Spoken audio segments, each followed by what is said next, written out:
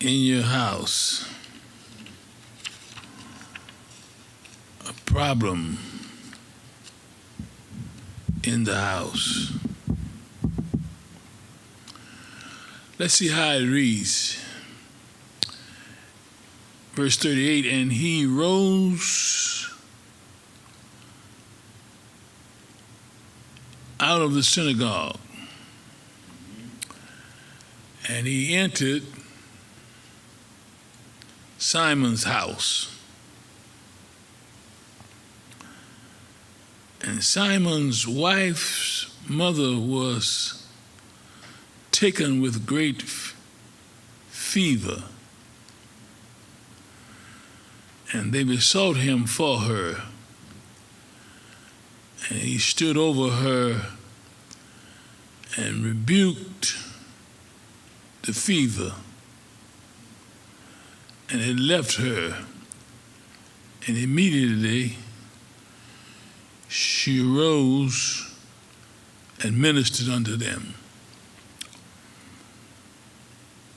This is a great passage. It deals with something we are very common with, and that is a fever. Usually, that's one of the common things in the life of an individual who's sick one way or another, is somebody's going to have a fever.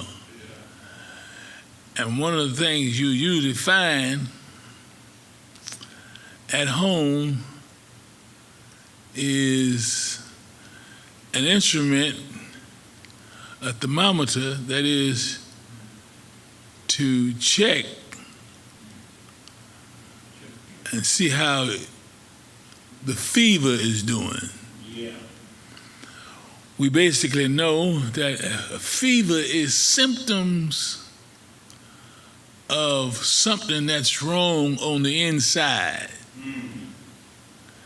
It's usually an infection on the inside, and what doctors usually try to do is work hard to get the fever down. Yeah, for real. In this case, there is a sickness, and what makes it so bad, it's a sickness in Peter's house. Now, it wouldn't seem so bad that Jesus has just left the synagogue, just left the church, just got through ministering to somebody who's sick in the synagogue. It was a demon, and he cast the demon out, but the problem is not in the synagogue, the problem is at home. And many people, the problem is they act all right at church, but the problem is they got a fever in the house.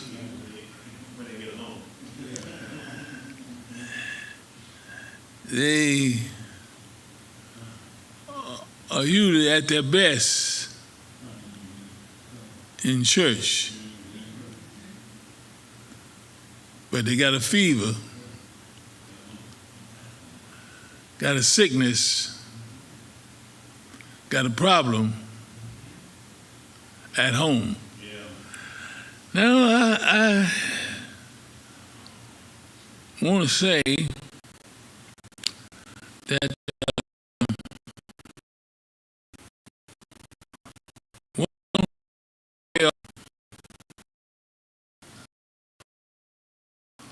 all of us experienced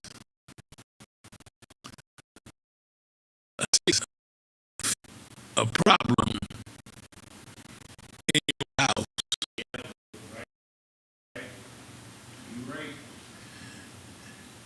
Even if you live by yourself. Usually we try to hide it in the house. Yeah.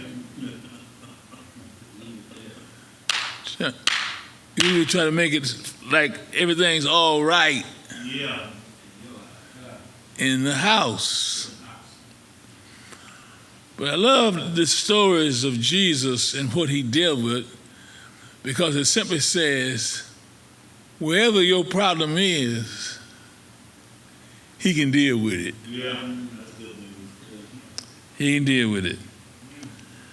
So he's in the house, and he's gone from the synagogue to the house, and it's a house that's a religious house.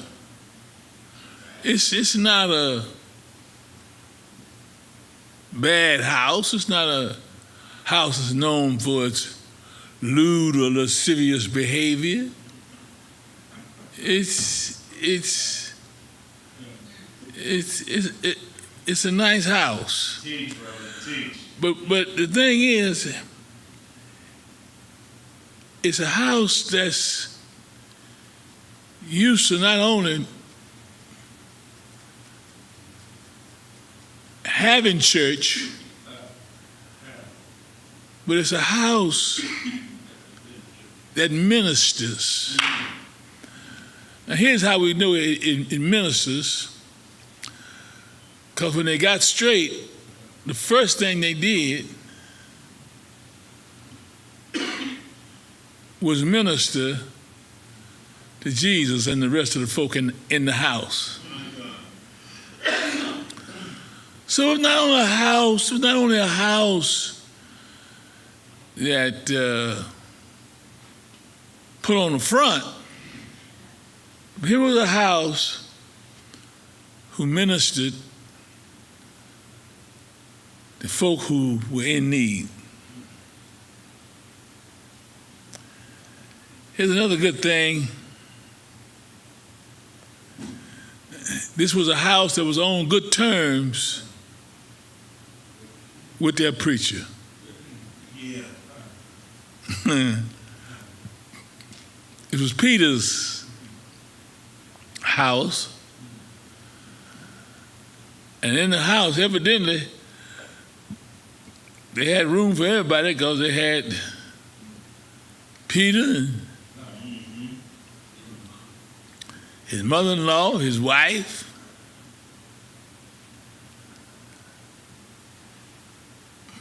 but it was a positive house. Talk, brother. Good things were going on there. Here was a problem, though. Jesus was at church. Peter was at church. But his mother-in-law was in the grips of a fever, which suggests this. This was not a casual sickness.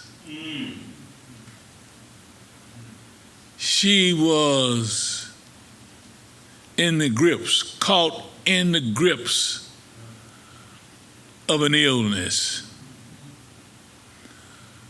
Couldn't get up out of the bed. She was caught in the grips of an illness. Couldn't minister to nobody, couldn't wash herself. She was caught in the grips of a fever. And so here she is. She can't go to church. But Jesus is at church. Peter is at church. Everybody else is at church. Yeah. But here she is. She can't go no further. Notice again, she was in the grips of a great fever. When you look at this passage, Luke is a doctor, and all the terms he uses are medical terms. Right. When you look at this passage, it says she was taken with a great fever. Doctors, people usually classified in those days fevers in two categories: minor and major. Talk. This was a major fever. And notice, again, she was caught in the grips of it. It's almost like a lion that's got hold of its prey and won't let go. I don't know if you've ever had a fever Yes, sir. where they usually try to take something cool to cool the fever. And it's nip and tuck. It goes up, it goes down. Goes up, it goes down. But here she is. Now, I don't know if she asked him to pray for her or what. All we're told is that they besought him for her. They asked him for her. They pleaded for her. They asked God to do something for her. Now, it's evident she couldn't hardly do nothing for herself. She was sick. That's why it's good to have friends that you go out to eat with. Good to have friends you go out with. But you ought to have some friends who you can pray with. Yeah. I ought to have somebody you can call on. And I don't know why. Some people say, don't tell nobody I'm sick. I ain't claiming that. Don't claim that. Don't claim that. Don't tell nobody. I want somebody to pray for me. I want somebody to call my name to besought him on my behalf. And so they kept praying for her. And notice again, he stood over her and rebuked the fever. Now listen at that.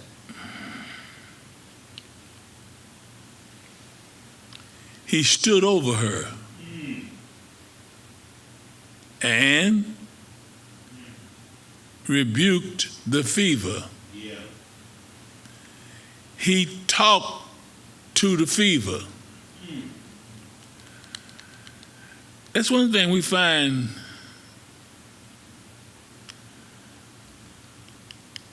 good about Jesus, is that he shows us, he gives us lessons on how to talk to him with different cases. What he did, he stood over it and talked to the fever. Now, who would have thought, why do you think the Lord gives lessons on what to do in a fever. He stood over and spoke to the fever.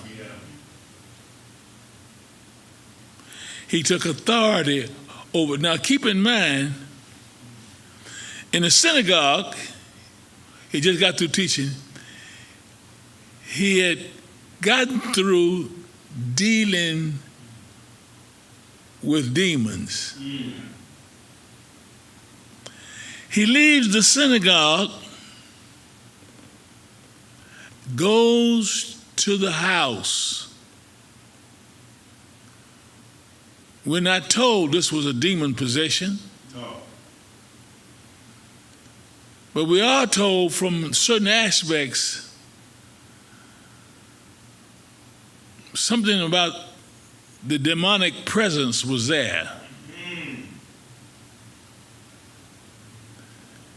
He stood over her.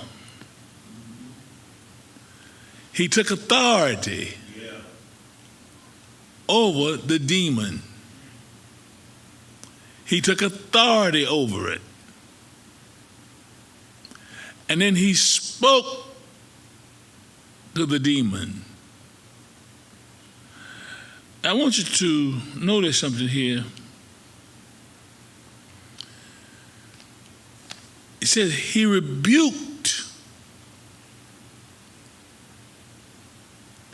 He rebuked the fever.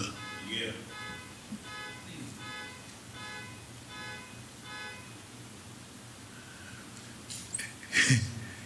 He told the demon to be quiet. Yeah.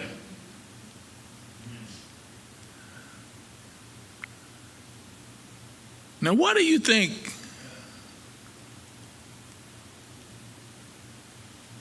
he tells the demon to be quiet? The woman didn't need nobody from the peanut gallery to interfere with the healing. Yeah. And sometimes you got to admit the devil wants to interfere with your healing by telling you something about your sickness. Yeah. Yeah.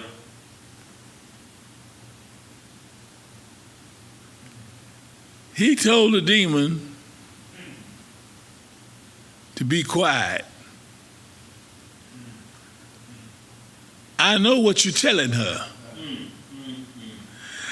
I mean, have you ever been sick and the devil keep telling you you ain't gonna get well? No. This is it for you.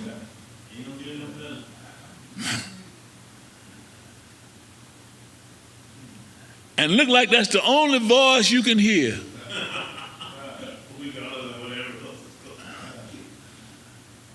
Only voice. And Jesus said, that's enough of that. You need a word from the Lord. And that's what he strives to give her, a word from the Lord. The Bible says she arose and ministered unto them. Let me stop right there just for a moment. She got up and ministered to them.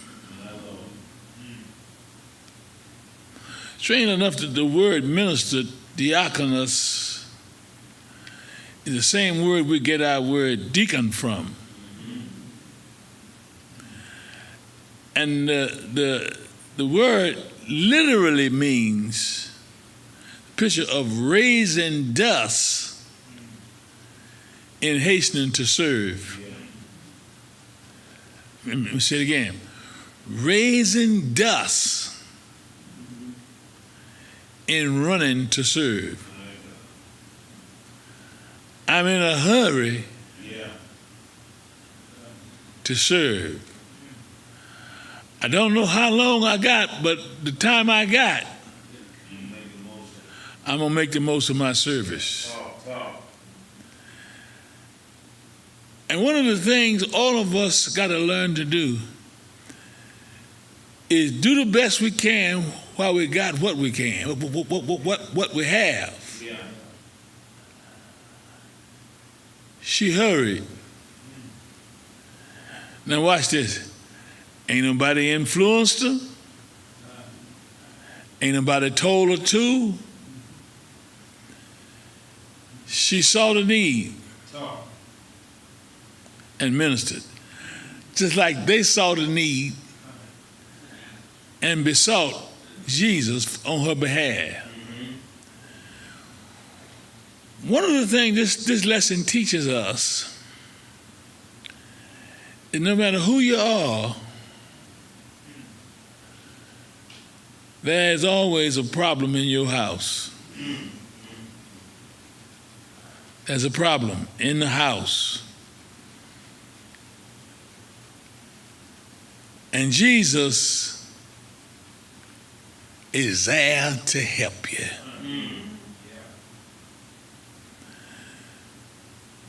Many of us don't feel the need to besought him.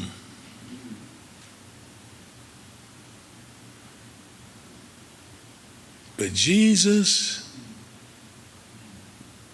comes to the house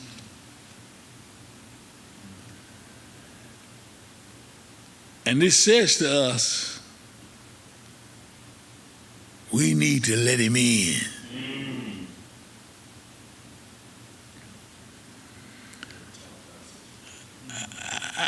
I suppose it must have been very embarrassing maybe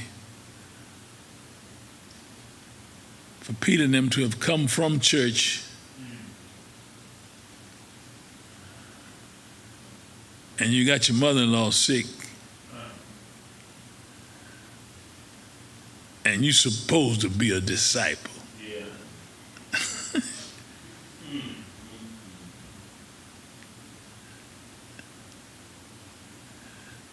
Now keep in mind, this is not the first time Jesus had encountered Peter.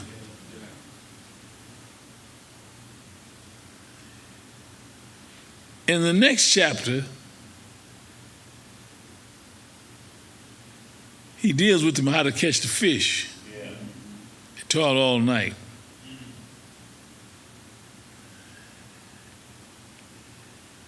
And you wonder, while the people pressed upon him to hear the word, Peter and his brother were cleaning nets.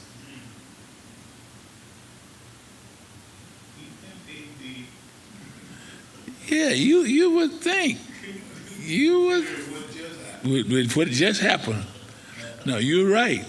You would think that since he healed the mother-in-law, made the demons shut up, had talked to them about dropping the nets, following him. At the very next chapter, you would think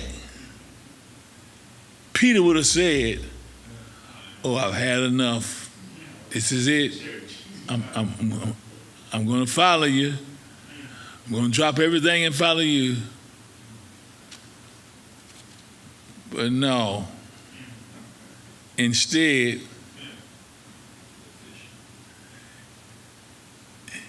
he's washing and cleaning nets. That is so us, though. Isn't that us? Have the Lord do stuff and we still. Yeah, that is exactly us. That's exactly us. Because it's so strange. The 5th chapter The people are pushing, shoving to hear the word. And then it says, he saw two ships, but the fishermen were gone out of them. While everybody else was pushing to hear the word, they were washing their nets.